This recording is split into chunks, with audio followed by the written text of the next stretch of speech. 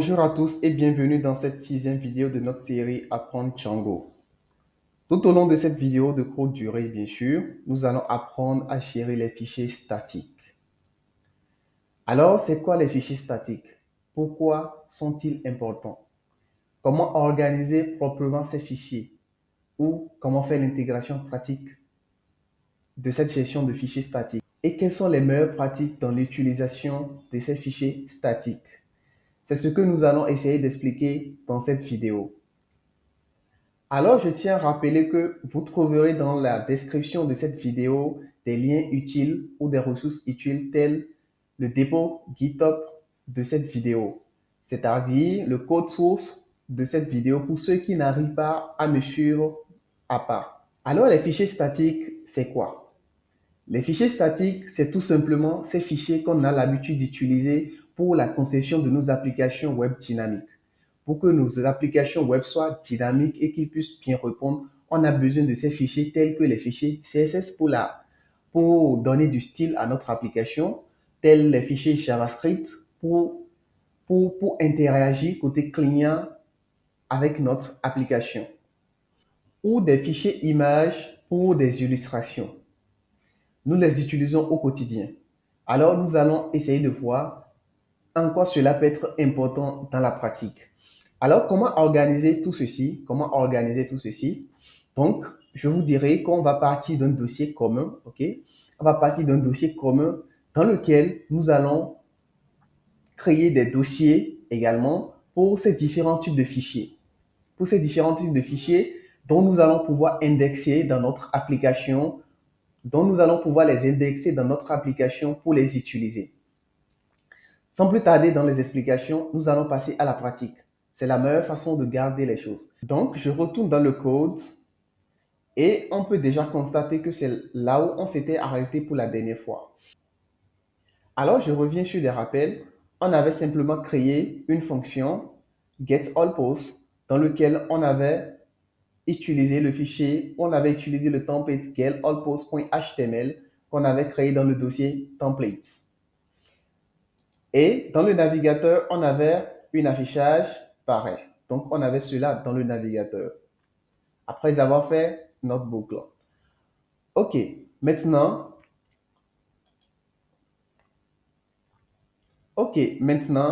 nous allons pouvoir intégrer nos propres fichiers CSS parce que dans l'exemple précédent, nous avons utilisé Bootstrap pour pouvoir faire du CSS. Donc, cette fois-ci, nous allons pouvoir intégrer notre propre feuille de style CSS à notre projet. Également, nous allons intégrer quelques images comme images de description de nos articles. Alors, c'est parti.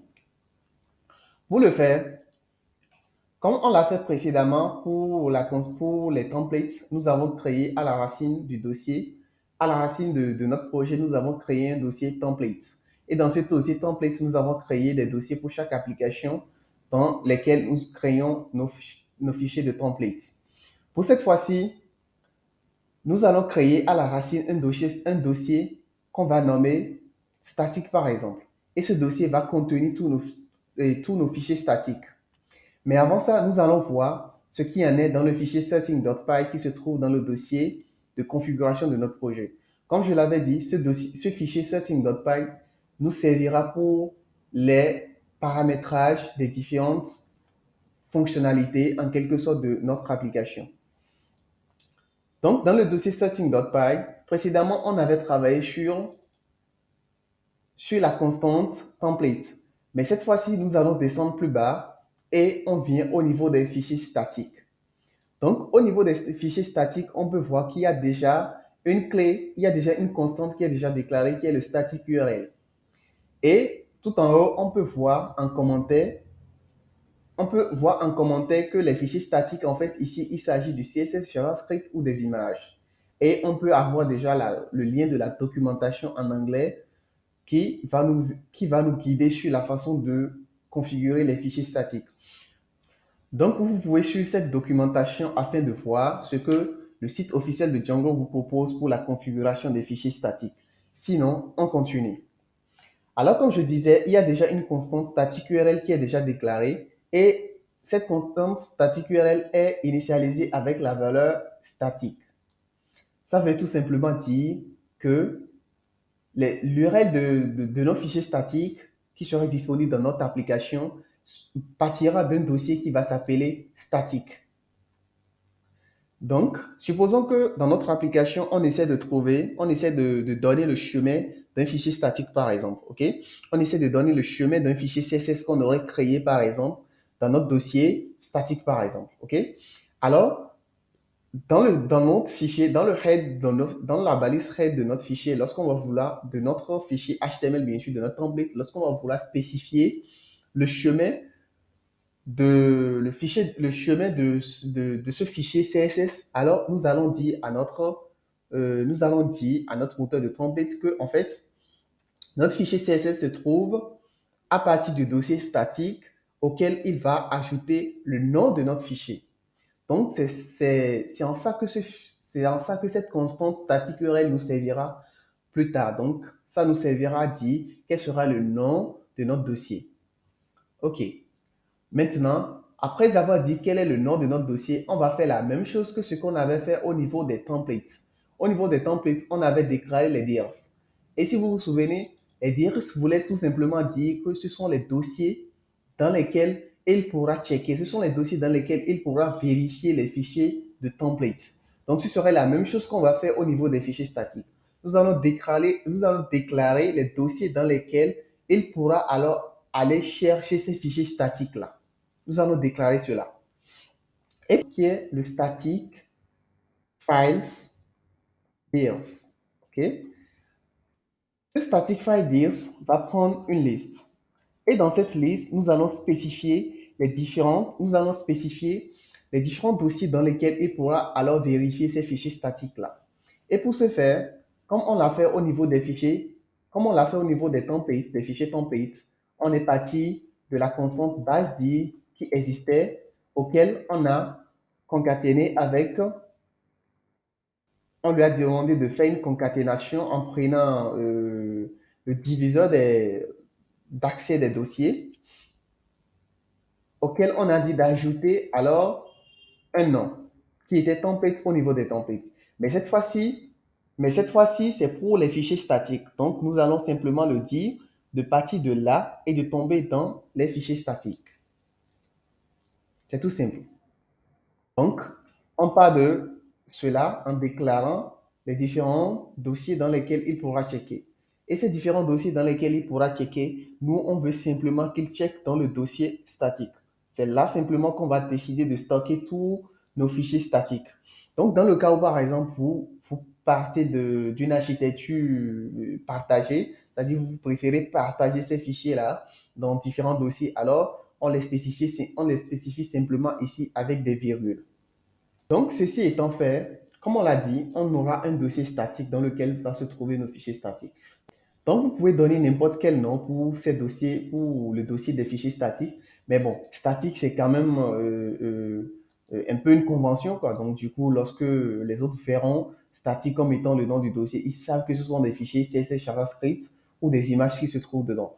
Donc, on va créer un dossier à la racine de notre projet qui va s'appeler statique. Donc, dans ce dossier statique, nous allons créer également trois dossiers. Donc, on aura un dossier CSS dans lequel seraient nos fichiers CSS.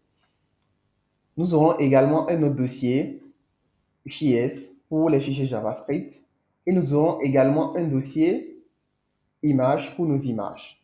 Donc, c'est ma façon d'organiser. Vous pouvez l'organiser comme vous le voulez, mais bon, de cette façon, c'est beaucoup plus lisible.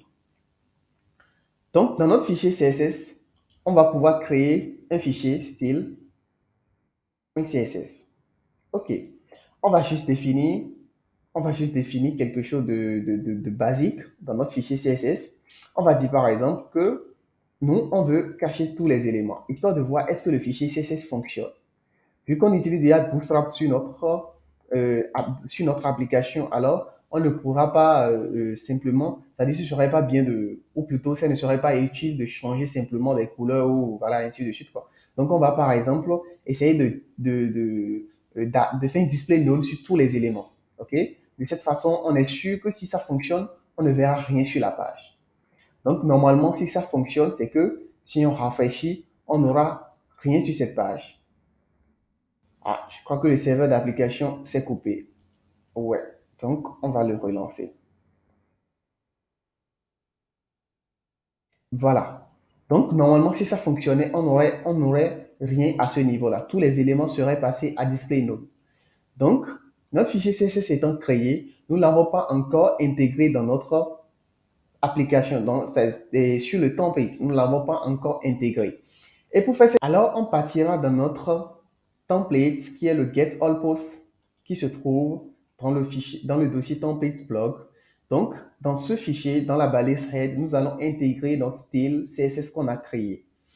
Et donc, pour le faire, de façon basique, lorsqu'on veut le faire, lorsqu'on veut intégrer du CSS, on fait tout simplement de cette façon. C'est-à-dire une balise link avec un rel style sheet et un href avec le lien, avec le chemin de notre fichier CSS. Donc ça, c'est la façon de le faire, de façon basique. Mais ça ne va pas fonctionner ici parce que ça ne veut rien dire absolument. Ça ne veut rien dire. Si j'essaie d'inspecter, OK, pour qu'on voit dans la console nos différentes erreurs, nous pouvons voir qu'il nous dit ici que, en fait, voilà, il n'arrive pas à le charger. Il n'arrive pas à le charger. Donc, pour ce faire, nous allons faire une configuration de plus. Nous allons importer ici les fichiers statiques. Nous allons dire à Django que, à notre moteur de template, que, en fait, on veut importer les fichiers statiques. Donc, on va utiliser le mot-clé load static. Et si vous vous souvenez très bien, Static était une application qui était déjà installée dans notre projet Django. Dans le fichier setting.py, j'avais parlé des applications qui étaient déjà préinstallées. Et parmi ces applications, on peut constater qu'il y avait le static files qui était là. Donc, c'est cette application qui donne accès à ce fichier statique-là. Donc, tout ce que fera ce load statique, en fait, c'est de charger les fichiers statiques, parmi lesquels il va charger la clé, il va charger la constante, il va charger la constante statique URL, donc qui contient statique. Donc, on va pouvoir partir de statique auquel on va ajouter quelque chose d'autre. Donc là, pour pouvoir utiliser ce statique-là, on va simplement ouvrir nos accolades, les pourcentages. On va faire ici statique. Et ici, maintenant, on va spécifier le chemin du fichier statique. En considérant qu'une fois qu'on a dit statique, il est déjà dans le dossier statique à la racine. Donc maintenant, on ajoute le reste du dossier, quoi, le reste du chemin du dossier. Donc notre fichier CSS se trouve dans le dossier CSS bar style.css. OK, on va tester ça, voir. Et c'est fait. Donc, on peut constater déjà ici que notre fichier CSS est bien intégré à notre projet. Et si je viens dans le network, on peut constater que le style.css a été bien chargé. Donc, notre fichier style.css a bien été chargé. Donc, tout est parfait, tout s'affiche à merveille pour les fichiers CSS. Je vais retirer la propriété de cacher tout, parce que c'est pas ce qu'on veut faire vraiment. Donc, je vais retirer ça. OK, on va laisser ça vide et tout s'affiche. Donc, supposons par exemple qu'on voulait mettre des images. OK, on va mettre quelques images. Pour ce faire, je vais télécharger rapidement quelques images sur une plèche et on va pouvoir les utiliser là au niveau des images. Donc, là, tout simplement sur une plèche, je vais rechercher quoi déjà? Rien me vient en tête comme mot-clé. Bon, je vais prendre Travel.